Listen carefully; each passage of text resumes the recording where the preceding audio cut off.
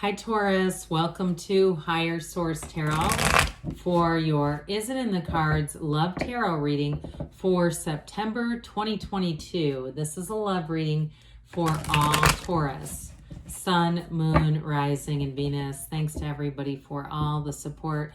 I send you love and appreciation right back. And if you are new here, welcome. I post new readings on Friday, then again on Monday. So if reading doesn't fit, just come back in a couple of days and watch a new reading. Fridays are always a general reading, so those will bring in aspects of career, finance, love, and everything in between. Mondays are something different every week. Today's reading is a love reading, but last week I did a 4-month predictive for the months of September through December. If you haven't seen that, you might like it. And you might also want to hit that bell so that you'll be notified when new readings are posted. And if you like tarot and you like the channel, I'd love to invite you to subscribe to Higher Source Tarot. All right, what advice do you have? Whoa, that could have been interesting. For Taurus, Sun, Moon, Rising, and Venus about love. What does Taurus need to know about love, please, for the best and highest good of all concerned with Taurus? Messages for Taurus about love. We will draw 3 cards to represent your energy, 3 cards for the person you're attracting, 3 cards on the advice. Your energy is the Ace of Wands, the 9 of Pentacles, the 10. Interesting, 9, 10. We have 78 cards here, so to get 2 cards together is rare. Their energy is the Queen of Wands, the 9 of Cups, and the Death card. The advice here, we've got the 9 of Wands, Justice, and the 2 of Swords. Well, I feel like what you're looking for is like right in front of you. So I'm going to say, yes, it's in the cards. But the advice is like, you know, don't quit 5 minutes before the miracle happens. You're attracting something here. You're attracting, and your energies are very compatible, by the way. You both have a 9 there. I like that. So we have Scorpio and Libra here, 2 major arcana. We've got all the elements showing up. So I do feel like, too, there's a very passionate connection here. So for some of you, if you're already in something and it's not making you happy, you may meet somebody else. I just get that coming in with the advice there, like somebody feels caught in the middle. It also could be their energy because they have death. There's something about this, like and actually the more I talk about that, it may be them that is going to be leaving a relationship.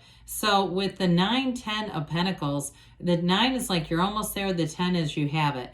Now the 10 is often known as the wealth card and the 9 is the luxury card. But what I'm going to say with this is the 10 is also a card of leaving a legacy behind. So I do feel like with this, you're going to have wonderful stability, love, passion, and a real commitment coming in. So with the Ace of Wands, it's like that magnetism and attraction is undeniable. The Ace of Wands is pure passion, and it is a card too where you can't wait to see each other. Whoever this is that you're attracting is going to be very complementary energy to yours. You're already connected too, by the way, and maybe it's somebody you already know and you're saying, yeah, we are, and they're in something that needs to end. I don't know, but I will say with the 9 of Pentacles, she is the single lady card, but she doesn't have a shortage of invitations. I mean, I always think of her as the woman about town. She kind of gets out and does what she feels like and doesn't do what she doesn't want to do. So you may have a lot of autonomy and you may say, hey, I haven't really been out there searching for anyone, but I do feel like the right one comes along here. So that 10 of Pentacles is also a card of appreciation. And so you see that couple in the backdrop, the way they stare at each other, like there's no one else in the room. That's the kind of connection you have with this person. Like your eyes lock and you don't even have to say a word. You're going to know what the other person is thinking, feeling. And there may be times too, if you're in a situation, you look at each other across the room, you walk across and say, let's go. Like you both know it's time to go. There's something about this. You have an unspoken communication here that's really powerful. And so I do feel like too, there's going to be travel in the relationship with all these pentacles. It feels more like travel for fun than necessarily long distance. But I do feel like you have, you're going to have the financial security too to do things that you want to do. It's going to be a very exciting relationship. So you're their heart's desire. There's no doubt about it with this Nine of Cups, Queen of Wands.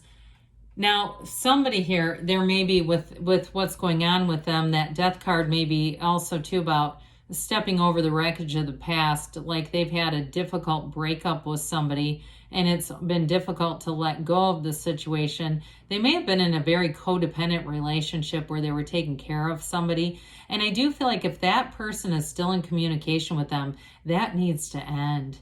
And it feels like it's just it's a vehicle that this person is, the other person is using to hang on to them. It's not a healthy thing. If you have somebody that you're getting involved with and they still have a lot of communication from their ex, but the ex is like throwing out problems they need help with all the time, that needs to be ending. So with the Death card, it does say that it's over. I mean, there's no doubt about that.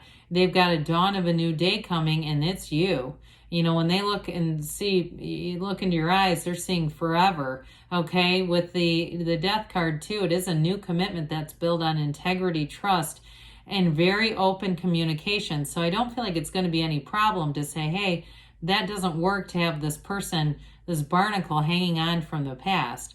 And with the Nine of Cups, I'm telling you, they're going to move heaven and earth. They're not going to care. They're going to, and they might do it on their own volition. They may even come forward and tell you, hey, my ex was still kind of in my life hanging on, and I blocked all of our contacts. So it may actually be something they just initiate, because I feel like they're not going to want anything to interfere with this. Okay, that Nine of Cups is you're exactly what they've asked for, and they know it. So with the Queen of Wands, it's definitely a very passionate connection with both the Ace and the Queen. It's something new, but her legs are drawn apart for a reason. Okay, it indicates passion, a lustful kind of energy, but she's very loyal. So I don't want you to be concerned at all about disloyalty or somebody who kind of plays the field.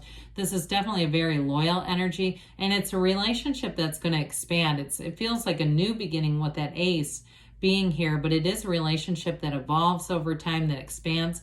There's real love, and it's an undeniable connection. So whatever is going on here, with the advice that we're going to talk about in a minute here, I do feel like this person is going to end up putting their foot down with something that could potentially interfere.